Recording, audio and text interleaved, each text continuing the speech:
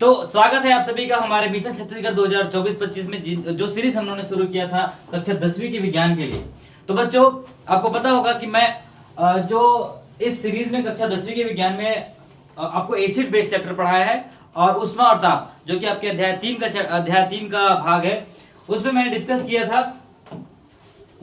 किया था कुछ ठोस में ऊष्मीय प्रसार के बारे में। और उससे पहले मैं आपको कुछ टेम्परेचर, कुछ तापमान की इकाई के बारे में भी बताया हूं, जिसमें आपको सेल्सियस, फ़ारेनहाइट या केल्विन में कैसे परिवर्तन करते हैं, कैसे कन्वर्जन करते हैं, ये मैंने सिखाया है। तो आज उसी कड़ी में आगे का नेक्स्ट भाग में आज हम चलते हैं द्रव पदार्थ में ऊष्मीय प्रसार। इससे जस्ट पहले के लेक्चर में अगर आपने नहीं देखे होंगे तो जाके देखिए। मैं आपको ठोस में ऊष्मीय प्रसार पढ़ाया था और ऊष्मा के क्या प्रभाव हैं, जैसे कि ताप में वृद्धि होते हैं और उसके क्या क्या परिणाम स्वरूप, जो भी उसके एज अ रिजल्ट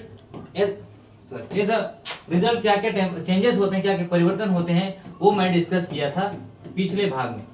तो चलिए आज चलते हैं द्रव पदार्थ में ऊष्मीय प्रसार। कैसे हमारे पास जो द्रव होते हैं उसमें उसको ऊष्मा देने से क्या उसमें परिवर्तन आता है, ये देखेंगे। ये भी आपके सिलेबस में दिया गया है। तो चलिए चलते हैं। आप जानते ही हैं कि द्रव का अपना कोई आकार नहीं होता। बच्चों, आपको भी पता होगा कि द्रव का कोई आकार नहीं होता। उसको जिस भी बर्तन में हम डालते हैं, मान लीजिए ग्लास में डालते हैं तो वो गिलास के आकार का ले लेता है। सपोज करो कि कुछ ऐसा चौकोर बर्तन में डालते हैं तो उस चौकोर बर्तन का आकार ले लेता है। तो जिस बर्तन में रख दिया जाता है वे उसी आकार का हो जाता है। जब हम किसी द्रव को बर्तन में भरकर गर्म करते हैं तो पहले बर्तन का प्रसार होता है। अब मुझे आप बताइए भाई, कोई ठोस पदार्थ है, जैसे कि मैं बात किया था कील है या कोई लोहे की छड़ है, उसको अगर हम हीट करते हैं तो वो उसमें जो लंबाई में उसकी कुछ परिवर्तन आता है वो हमको दिखता है। लेकिन अगर बात करते हैं हम द्रव का, तो द्रव में प्रसार कैसे होगा वो आज हम डिस्कस करेंगे। तो जब हम द्रव को गर्म करते हैं तो गर्म करने से पहले जिस बर्तन को हम गर्म करते हैं उस बर्तन में प्रसार होता है। क्यों? क्योंकि बर्तन क्या है, एक प्रकार से ठोस है। लेकिन बाद में, ठीक है, बाद में आपका द्रव का भी प्रसार होता है। कैसे भाई? द्रव जिससे मिलकर बना है, यानी कि जो लिक्विड है उसके बीच भी तो कुछ मॉलिक्यूल्स है, कुछ अणु है, परमाणु से मिलकर बना हुआ है जो भी आपका द्रव है, तो उसमें भी प्रसार होता है। यानी कि प्रसार का मतलब क्या होता है? फैलता है। इसका उदाहरण हम देखेंगे, फैलना या फैलता है। तो उसमें दो प्रकार के प्रसार होते हैं।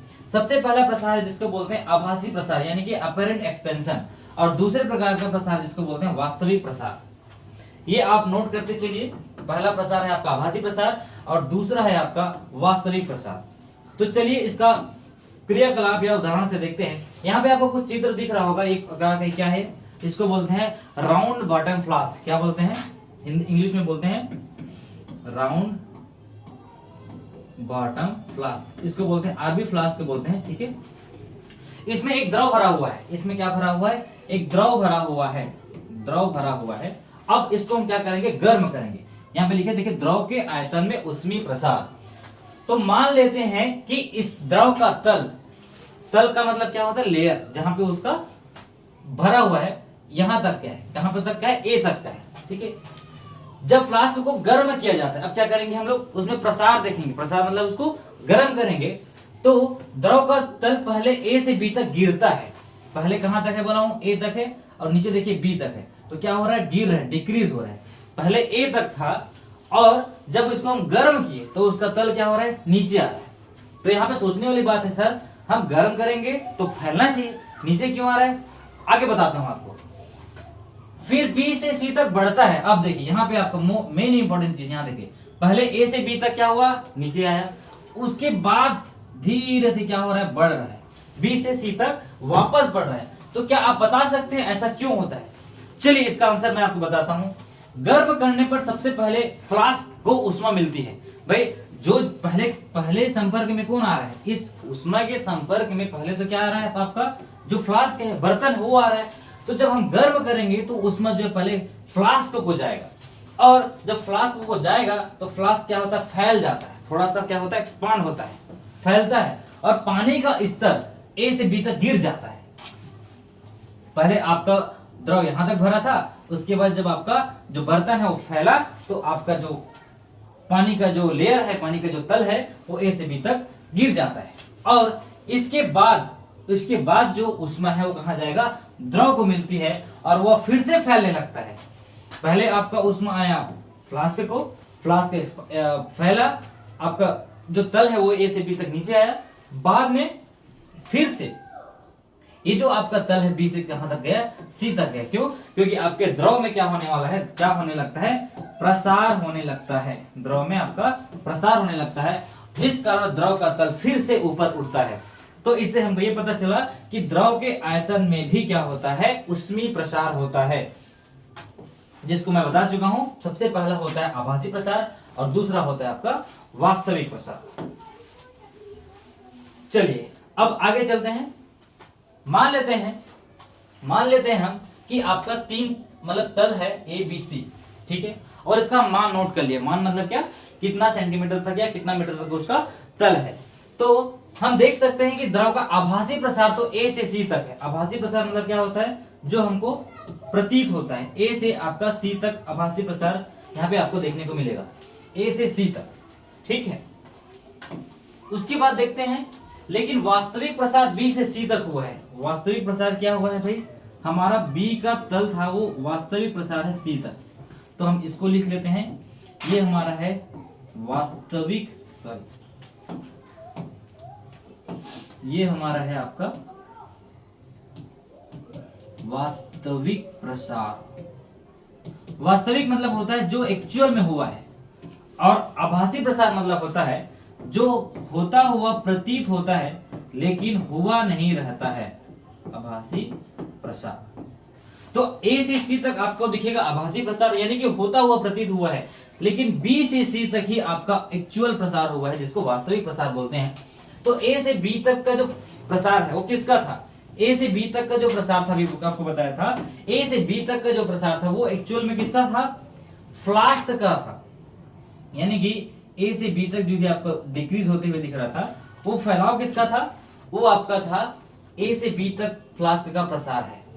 द्रव के आभासी प्रसार में बर्तन के प्रसार को नजरअंदाज कर दिया जाता है। भाई हमको तो प्रसार देखना था द्रव का, तो हम फ्लास्क का प्रसार को नहीं देखेंगे, तो उसको नजरअंदाज कर देंगे। लेकिन वास्तविक प्रसार में बर्तन के प्रसार को भी ध्यान में रखा जाता है। भाई जितना भी वो फैला होगा उसमें जाकर क्या हो जाएगा, वो जुड़ जाएगा। तो यहाँ पे एक आपके लिए फार्मूला बन के आएगा, अर्थात द्रव का वास्तविक प्रसार यानी कि कितना प्रसार हुआ है आपके प्रसार में द्रव में, वो किस पर डिपेंड करेगा या कैसे उसका परिणाम होगा। उसका परिणाम ये है कि द्रव का भी आभासी प्रसार आपको चाहिए, और मतलब इसमें मेरा कहना यह है कि द्रव और बर्तन का प्रसार जाके क्या हो जाएगा, उसमें जुड़ जाएगा। तो ध्यान दीजिएगा, अगर आपको पूछा कि कितना वास्तविक प्रसार, कितना आपको प्रसार एक्चुअल में दिख रहा है, तो आपको बताना है कि बर्तन का भी प्रसार उसमें जाके जुड़ेगा कि कितना बर्तन आपका फैला है, और द्रव का आभासी प्रसार जो आपको दिख रहा है कि हाँ, तो आपका आंसर हो जाएगा B C. B C is equal to बराबर A C plus A B, A C plus A B. ये आपको लिखना है अगर आपको पूछे कि द्रव में कैसे आपका प्रसार जो है दिखता है। चलिए आगे चलते हैं। अब आता है गैसों में ऊष्मीय प्रसार। तो बच्चों यहां तक हो गया आपका ठोस अवस्था में ऊष्मीय प्रसार, द्रव अवस्था में ऊष्मीय प्रसार। अब आगे चलते हैं आपका गैसों में ऊष्मीय प्रसार। जैसे कि आपको पता होगा तीन अवस्था होते हैं पदार्थ का, द्रव, ठोस और गैस। तो हमने उष्मा के प्रभाव से दो चीजों में देख लिया आपका, हमने ठोस देख लिया और गैस द्रव देख लिया। आगे चलेंगे गैसों में ऊष्मीय प्रसार। चलिए तो चलते हैं। गर्म करने पर गैसों का प्रसार ठोसों व द्रव की तुलना में अधिक होता है। सबसे पहला इंपॉर्टेंट, क्यों अधिक होता है भाई? प्रसार मतलब क्या, फैलना। ऐसे ही गैसों के जो मॉलिक्यूल्स होते हैं वो क्या होते हैं, एक दूसरे से दूर दूर रहते हैं, और जो ऑलरेडी पहले से ही दूर दूर है उसको फैलाना जो है सरल होता है। तो इसलिए आपका जो गैसों में ऊष्मीय प्रसार की जब हम बात करते हैं तो ये द्रव और ठोस की तुलना में अधिक होता है। गैसों में भी द्रव की तरह केवल आयतन प्रसार संभव है। आयतन मतलब क्या, उसका एरिया, लंबाई गुणित चौड़ाई को ऊंचाई जिसके बारे में बात किया था, उसका जो आयतन है उसमें प्रसार संभव है। यह प्रसार दो प्रकार से होता है। तो सबसे पहले देखेंगे नियत दाब पर, कांस्टेंट प्रेशर पर, इसको बोलते हैं कांस्टेंट प्रेशर। नियत दाब का मतलब होता है जब किसी सिस्टम का, जब किसी निकाय का आप दाब को क्या कर दोगे, कांस्टेंट कर दोगे, उतने ही प्रेशर में काम करोगे, तो वो कहलाता है नियत दाब। तो चलिए देखते हैं, यदि नियत दाब पर गैस का ताप बढ़ाया जाए, नियत दाब पर ध्यान दीजिएगा, आपका दाब क्या है, नियत है, निश्चित है, तो गैस का आयतन बढ़ेगा, गैस का क्या होगा, आयतन बढ़ेगा।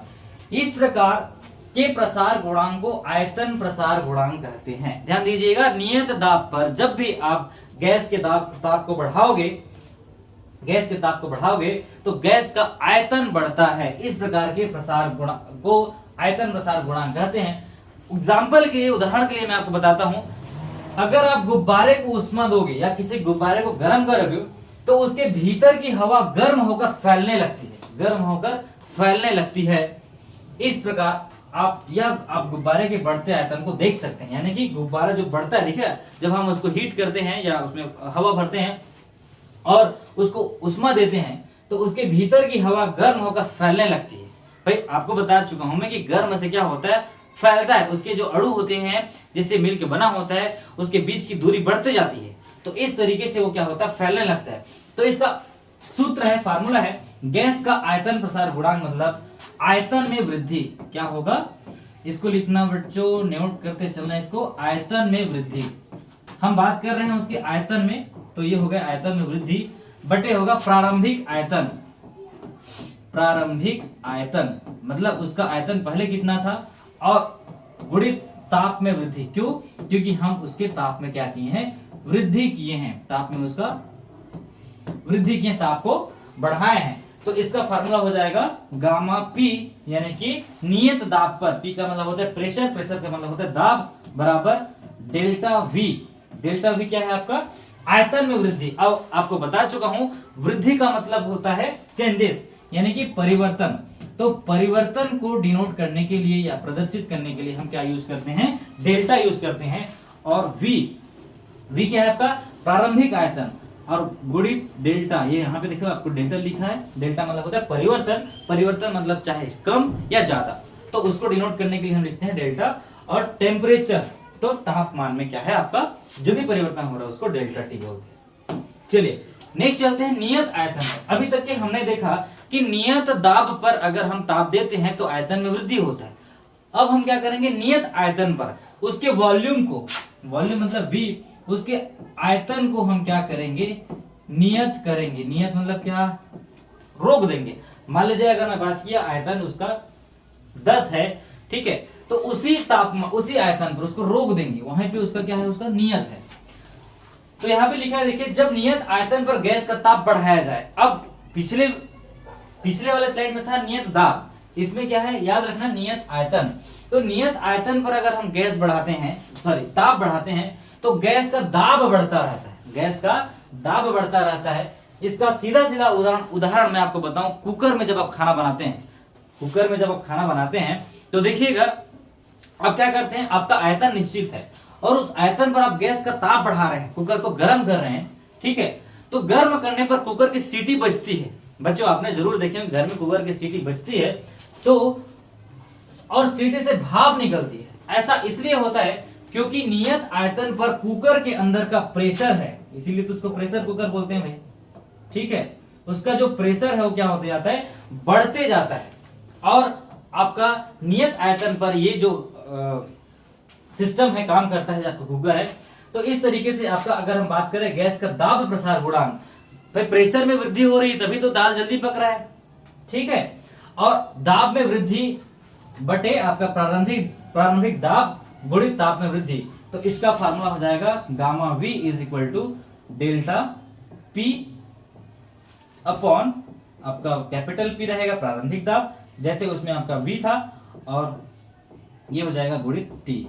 तो ये फार्मूला आपको ध्यान रखना है जब आपको ये पूछे कि गैस का दाब प्रसार गुणांक का फार्मूला क्या है, या आपको लिखने आता है तो आपको बताना है कि नियत आयतन पर जब गैस का ताप बढ़ाते हैं तो आपका दाब में क्या हो जाता है, वृद्धि होता है या दाब बढ़ते रहता है।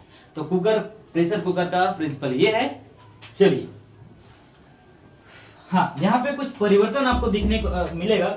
वस्तु को उष्मा देने अथवा लेने से वस्तु की भौतिक अवस्था, तो ये हो गया बच्चों आपका गैसों में ऊष्मीय प्रसार, द्रव में ऊष्मीय प्रसार और ठोस में ऊष्मीय प्रसार। आज आपका ये जो चैप्टर है फिनिश हो जाएगा, खत्म हो जाएगा, बहुत ज्यादा नहीं है, आपका 3 लेक्चर में मैं इसको कंप्लीट कर दूंगा। चलिए नेक्स्ट चलते हैं। जैसे यहाँ पे आपको दिख रहा होगा एक बर्फ है। बर्फ को जब हम ऊष्मा देते हैं, यानी कि बर्फ को जब हम ऊष्मा देते हैं तो क्या हो रहा है, अपनी भौतिक अवस्था परिवर्तन कर रहा है। जल के 3 भौतिक अवस्थाएं हैं, आपका द्रव, ठोस और गैस। तो जब उसको ऊष्मा देते हैं तो क्या होने लगता है, वो गलने लगता है, और गलने लगता है, गल के क्या बनता है, वो पानी बनता है।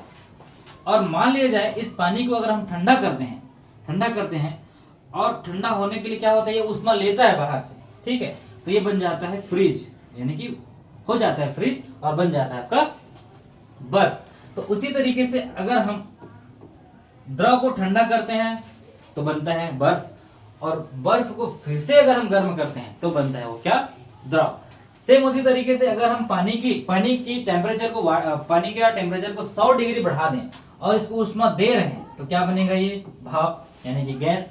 और इसी भाप को फिर से हम अगर भाप जो है ऊष्मा लेता है और संघनित हो जाता है। संघनित का मतलब क्या होता है, एक जगह जाके जुड़ जाता है, तो ये कहलाता है आपका द्रव। इसका उदाहरण आपने बादलों में देखे होंगे। बादल क्या होता है, जैसे कि पानी गिरता है तो उससे पहले क्या होता है, संघनित होता है, सारे वाष्प जाके क्या हो जाते हैं, एक जगह जाके जुड़ जाते हैं, जिसको बोलते हैं वाष्प का संघनन। और बरसात के दिनों में या पानी जब गिरता है तो आपको इस उदाहरण को देखने को मिलता है, सारे भाप क्या होते जाते हैं, गैस के मॉलिक्यूल जाके एक जगह इकट्ठा हो जाते हैं और पानी के रूप में वो नीचे गिरता है। तो यहाँ पे देखिए 3 तरीके की आपकी अवस्था है, एक ठोस है, द्रव है और गैस है। सॉरी, ठोस है, द्रव है और गैस है। तो ये जब ठोस जो है, जब ये जमता है, जब आपका द्रव जो है जमता है तो ये बनेगा ठोस। और ये जो ठोस है वो क्या होता है, ठोस से भी डायरेक्ट गैस में एक अभिक्रिया देखने को मिलेगा आपको, ऊर्ध्वपातन। ठोस जो है डायरेक्टली गैस में भी बदल सकता है। इसका उदाहरण आपने घरों में देखना, मैं आपको बता देता हूँ, कपूर जिसको हम आरती पूजा में यूज करते हैं ना, वो क्या होता है, उसको खुला छोड़ दोगे, उस कपूर की गोली कैसा रहता है, इसको अगर आप खुला छोड़ दोगे तो वो सीधा सीधा ठोस से बिना द्रव में परिवर्तन हुए गैस में बदल जाता है। लेकिन अगर हम बात करते हैं पानी का, तो पानी क्या है, अगर मान लीजिए ठोस अवस्था में, यहाँ पे क्या है, बर्फ है, तो बर्फ को हम डायरेक्टली गैस में कन्वर्ट नहीं कर सकते, क्योंकि बर्फ सबसे पहले कहां कन्वर्ट होता है, द्रव में कन्वर्ट होता है, द्रव में बदलता है, फिर जाके किसमें बदलता है वो गैस में परिवर्तन होता है, गैस में परिवर्तन होता है। तो इस तरीके से अवस्था परिवर्तन को देखा जा सकता है किसी पर्टिकुलर सिस्टम में। चलिए, हाँ, अब आता है नेक्स्ट टॉपिक, जिसको बोलते हैं गुप्त ऊष्मा या लेटेंट हीट। अभी तक के मैं, ये लास्ट टॉपिक है आपके चैप्टर का। अभी तक की मैंने आपको जितने भी बताया सब सारी चीज क्या था, ऊष्मा से रिलेटेड था, क्योंकि आपके चैप्टर का नाम ही क्या था, ऊष्मा और तापमान। आज एक नया टॉपिक शुरुआत करने वाले हैं, जिसका नाम है गुप्त ऊष्मा या लेटेंट हीट। चलिए, इसका स्क्रीनशॉट ले सकते हैं बच्चों, इसमें जो भी कुछ लिखा हो आपके डेफिनेशन के लिए काम आएगा। चलिए, गुप्त ऊष्मा क्या है, थोड़ा सा मैं साइड हो जाता हूँ, स्क्रीनशॉट ले लीजिए, आपको लिख सकते हैं। परिभाषिक तौर पे अगर हम देखें तो वह ऊष्मा है जो किसी पदार्थ की अवस्था परिवर्तन को मैं आपको बता चुका हूं, ठोस से द्रव, द्रव से गैस, या डायरेक्टली ठोस से गैस में कन्वर्ट हो जाता है, उसको बोलते हैं अवस्था परिवर्तन।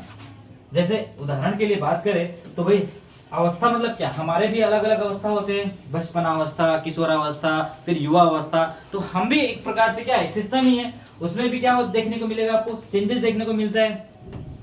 उसी तरीके से आपका जो भी ठोस अवस्था की बात कर रहा हूं मैं, या गैस अवस्था है, वो सब क्या है, एक प्रकार से कहलाता है अवस्था परिवर्तन। अवस्था परिवर्तन।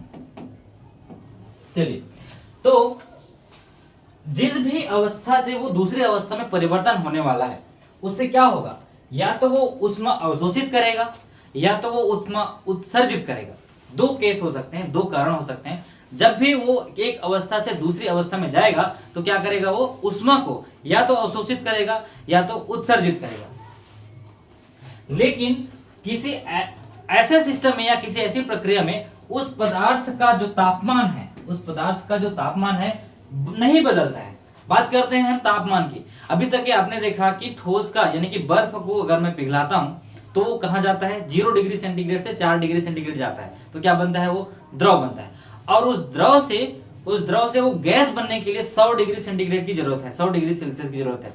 तो इस प्रक्रिया में आपका तापमान क्या हो रहा है, बदल रहा है। लेकिन ऐसी प्रक्रिया का कल्पना करो आप, जिस प्रक्रिया में आपका अवस्था तो परिवर्तन हो रहा है लेकिन आपका तापमान नहीं बदल रहा है। क्या नहीं बदल रहा है? तापमान नहीं बदलता है। तो उस प्रक्रिया में एक शब्द आता है, एक टर्म्स आता है जिसको बोलते हैं गुप्त ऊष्मा। तो गुप्त ऊष्मा के दो प्रकार हैं, एक गलन गुप्त ऊष्मा बोलते हैं जिसको बोलते हैं लेटेंट हीट ऑफ फ्यूजन, और दूसरा है आपका वाष्पीकरण गुप्त ऊष्मा जिसको बोलते हैं लेटेंट हीट ऑफ वेपोराइजेशन। ये बहुत नया है आपके लिए बच्चों, या फिर इसको आप प्रीवियस क्लास में थोड़ा सा इंट्रोडक्शन अगर पढ़े होंगे तो जानते होंगे कैसे गुप्त ऊष्मा काम करता है। सबसे पहले देखते हैं गलन गुप्त ऊष्मा। यह वह ऊष्मा है जो किसी ठोस को पिघलाकर, ध्यान दीजिएगा, गलेगा कब? जब भाई ठोस ही रहेगा तब ना गलेगा। तो किसी ठोस को पिघलाकर द्रव में बदलने के लिए आवश्यक होती है। ठोस को पिघलाकर, ठोस मतलब मैं बोलता हूं तो आपको बर्फ इमेजिन किया करो, बर्फ को पिघलाकर जब हम द्रव बनाते हैं, पानी बनाते हैं, तो उस अवस्था में जो पिघलाकर द्रव अवस्था में द्रव बदलने के लिए आवश्यक होती है, जैसे बर्फ का पानी में बदलना, बर्फ का पानी में बदलना। तो बात करेंगे गलन गुप्त ऊष्मा का, तो वह ऊष्मा जो किसी द्रव को पिघलाकर, जो किसी ठोस को पिघलाकर द्रव में बदलने के लिए आवश्यक होती है। दूसरा आता है आपका वाष्पीकरण। वाष्पीकरण मतलब क्या? अब द्रव से कहां जाएगा? वाष्प में जाएगा। तो वाष्पीकरण की ऊष्मा वह ऊष्मा होती है जो किसी द्रव को गैस में बदलने के लिए आवश्यक होती है, जैसे पानी का भाप में बदलना। पानी कहां से बदलेगा भाई? पानी तो आपका द्रव है, पानी से क्या बनेगा? भाप बनेगा। तो उस टाइम, उस दौरान जो ऊष्मा आपको लगेगा वो कहलाता है आपका वाष्पीकरण की ऊष्मा। चलिए इसका कुछ ग्राफ से आपको मैं समझाता हूं। यहाँ पे कुछ ग्राफ दिख रहा होगा, इसको बोलते हैं गुप्त ऊष्मा ग्राफ। शुरुआत से समझाता हूं आपको। यहाँ पे आपको एक पदार्थ रखा है जो है आपका ठोस। क्या है भाई? ठोस है। अब इस ठोस को दो एक्सिस है, एक आपका वाई एक्सिस दिख रहा होगा और दूसरा है आपका एक्स एक्सिस। एक्स अक्ष और वाई अक्ष में आपका ग्राफ बना है। एक्स अक्ष में आपका ऊष्मा है और दूसरे में है आपका तापमान। जब मैं इसका तापमान बढ़ा रहा हूं, ठीक है, जब ये ठोस से मैं तापमान बढ़ा रहा हूं तो कहां पे जा रहा है? ये एक ऐसा कंडीशन आएगा जहां पे आप जब इसको ऊष्मा दोगे तो ये द्रव में परिवर्तन होना शुरू हो जाएगा। क्या हो जाएगा? देखिए, ये ठोस से कहां जा रहा है? द्रव में जा रहा है। अब इस कंडीशन में जब द्रव में परिवर्तन हो गया, अब फिर से इसका तापमान जब मैं बढ़ाऊंगा तो कहां जाएगा? ये गैस में जाएगा, यानी कि वाष्प में परिवर्तित होगा।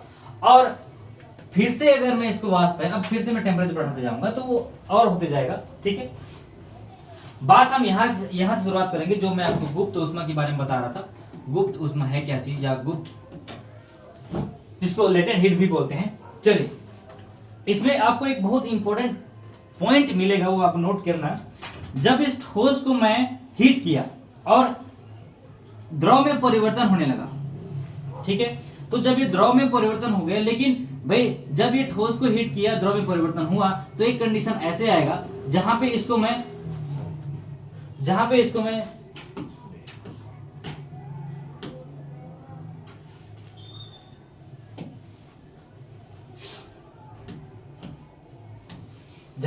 मैं हीट दिया और ये क्या होगा? द्रव में चेंज हो गया।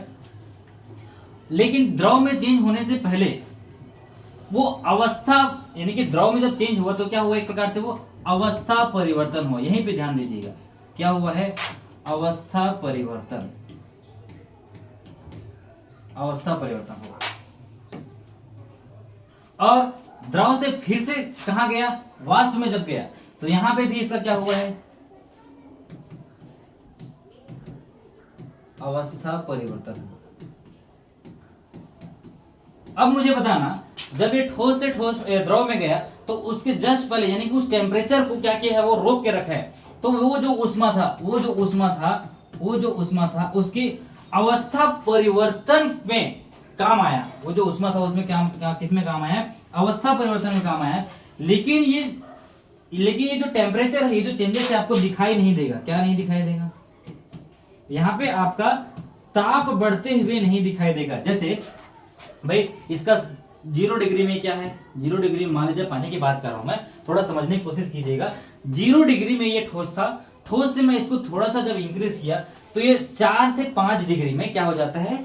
द्रव बन जाता है। पानी का द्रव जो भी है, पानी का जो गलनांक है वो कितना है? 4 डिग्री सेंटीग्रेड है।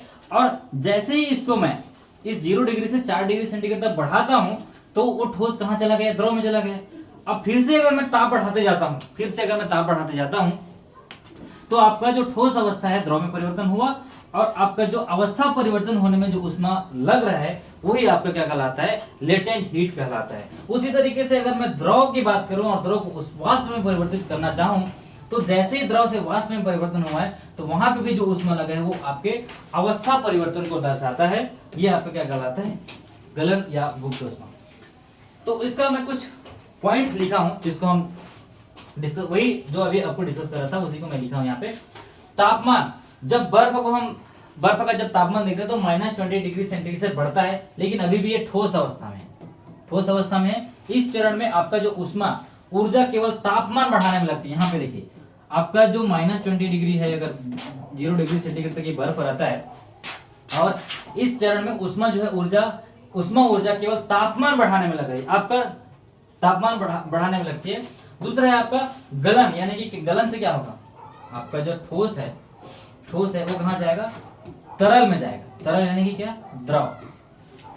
तो जब तापमान 0 डिग्री सेंटीग्रेड पर पहुंचता है, ठीक है, तो शुरू होता है बर्फ क्या होता है, थोड़ा सा पिघलना शुरू होता है। इसी प्रक्रिया के दौरान तापमान स्थिर रहता है। क्यों? क्योंकि दी गई ऊष्मा ऊर्जा गुप्त ऊष्मा के रूप में इस्तेमाल होता है। दी गई आपका जो ऊष्मा है वो गुप्त ऊष्मा के रूप में इस्तेमाल होता है। ये आपको अवस्था परिवर्तन में दिखेगा, यानी कि तापमान बढ़ते हुए दिखाई नहीं देगा, इसलिए इसको गुप्त बोलते हैं। गुप्त मतलब क्या, कुछ चीज जो है छिपा हुआ रहता है। चलिए नेक्स्ट चलते हैं, पानी। तीसरा आपका स्टेप था पानी। क्या, बर्फ पूरी तरीके से जब पानी में बदलने के बाद, बर्फ है पानी में बदल गया, अब उसको फिर से जब हम ऊष्मा देंगे तो उसका तापमान फिर से बढ़ेगा। ऊष्मा देंगे यानी कि हीट देंगे, टेम्परेचर देंगे, और यह चरण आपका तरल अवस्था को बताता है। उसी तरीके से तरल से गैस बनेगा भाई। गैस बनेगा तो क्या, 100 डिग्री सेंटीग्रेड पर पहुंचने पर क्या होता है, पानी उबलने लगता है, और इसको बोलते हैं लेटेंट हीट ऑफ वेपोराइजेशन। चलिए तो बच्चों ये हो गया आपका लेटेंट हीट के बारे में। इसका कुछ एग्जांपल्स मैं आपको बताऊंगा। हाँ, ये आप लिख सकते हैं, आपको दो प्रकार से बताया हूं। एक आपका लेटेंट हीट ऑफ, हाँ मतलब गुप्त ऊष्मा की वजह से पदार्थ की अवस्था बदलती है लेकिन तापमान स्थिर रहता है, पहला पॉइंट। दूसरा है, इसे गुप्त इसलिए कहा जाता है क्योंकि यह ऊष्मा तापमान में बदलाव के रूप में दिखाई नहीं देती। क्या नहीं होती, प्रकट नहीं होता। तो ये हो गया आपका। हाँ, इसका परिणाम क्या है, यानी कि क्यों इसका इंपॉर्टेंट है, ये हम देख लेते हैं। सॉरी मैं लिख रहा था परिणाम। इसका परिणाम क्या, देखिए, गलन और वाष्पीकरण के दौरान तापमान स्थिर रहता है।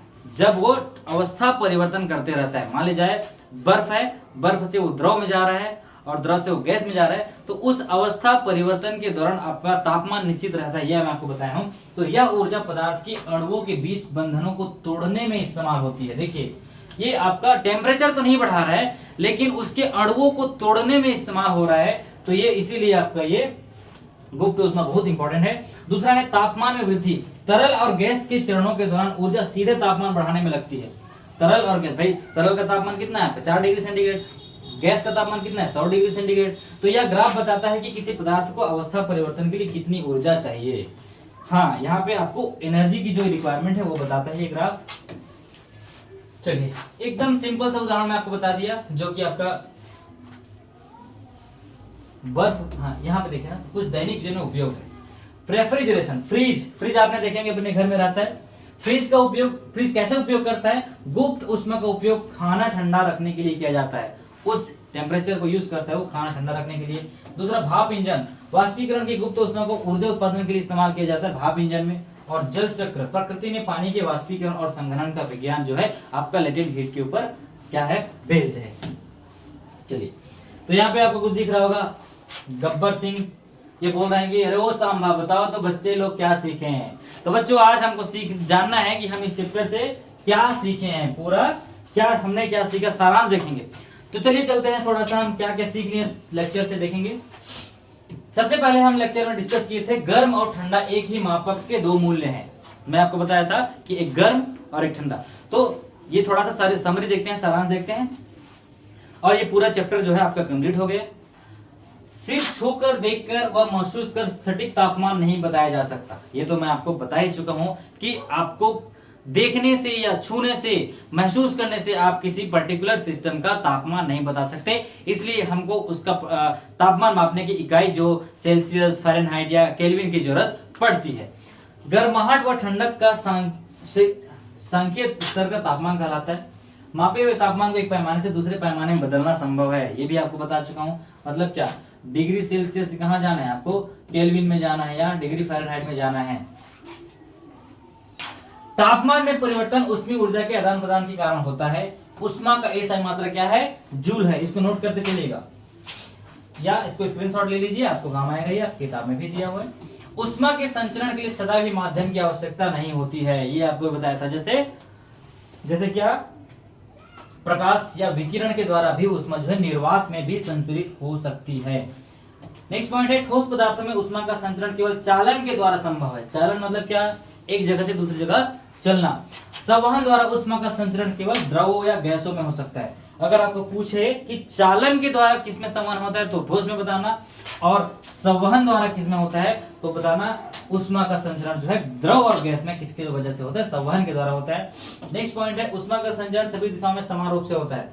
चाहे अगर आप किसी ठोस को गर्म करो तो सारे दिशा में, ऊपर नीचे आगे बाएं आगे सब जगह आपका जो है सारे दिशा में समान होता है। सभी पदार्थों के समान समान मात्रा से बढ़ने के लिए ऊष्मा की विभिन्न मात्राएं लगती है। इसे पदार्थ की विशिष्ट ऊष्मा कहते हैं। ये भी आपको मैं बता चुका हूं विशिष्ट ऊष्मा क्या है। हाँ, एक नया जो आपका इंपॉर्टेंट है, जो है 3 प्रकार के प्रसार बताया था आपको ठोस में, रेखीय प्रसार, क्षेत्रफल में प्रसार और आपका आयतन प्रसार। तो उन तीनों के बीच रेशियो होता है 1:2:3 का। मैं आपको बताया था रेखीय प्रसार का 2 गुना होता है आपका क्या प्रसार, क्षेत्रीय प्रसार, और आयतन प्रसार जो उसका 3 गुना होता है, क्योंकि आयतन जो है 3 दिशाओं में काम करता है, लंबाई गुणी चौड़ाई गुणी ऊंचाई। चलिए नेक्स्ट चलते हैं। द्रवों में ऊष्मीय प्रसार 2 प्रकार का होता है, ये भी बता चुका हूँ, आभासी प्रसार और वास्तविक प्रसार। ये खाली स्थान में पूछ सकते हैं आपको। और नेक्स्ट है, भौतिक अवस्था में परिवर्तन के लिए उपयोग में ली गई ऊष्मा, ऊष्मीय ऊर्जा को गुप्त ऊष्मा कहते हैं। उसकी अवस्था परिवर्तन में ली गई ऊष्मा को क्या बोलते हैं, ऊष्मीय ऊर्जा को गुप्त ऊष्मा बोलते हैं। चलिए ये हो गया आपका फिनिश। तो हमने देख लिया कि इस चैप्टर से क्या क्या सीखे हैं। तो बच्चों इसका हम क्वेश्चंस करेंगे। 2 चैप्टर आपको कंप्लीट कर चुका हूं मैं, एसिड बेस। इसके बाद हम पढ़ेंगे जो कि आपका केमिस्ट्री का तीसरा चैप्टर है, तत्वों का आवर्तीकरण या वर्गीकरण। तब तक कि ये आपका 3-4 इसका लेक्चर हो गए, और 3 से 4 लेक्चर आपका क्या हो गया, एसिड बेस का हो गया। दोनों लेक्चर को आप देखिए अच्छे से, उसका क्वेश्चन कीजिए, और नहीं बन रहा है कुछ क्वेश्चन तो कमेंट कीजिए, फिर मैं एक साथ सारे क्वेश्चन को क्या करूंगा, सॉल्व करूंगा। तब तक के लिए बने रहिए।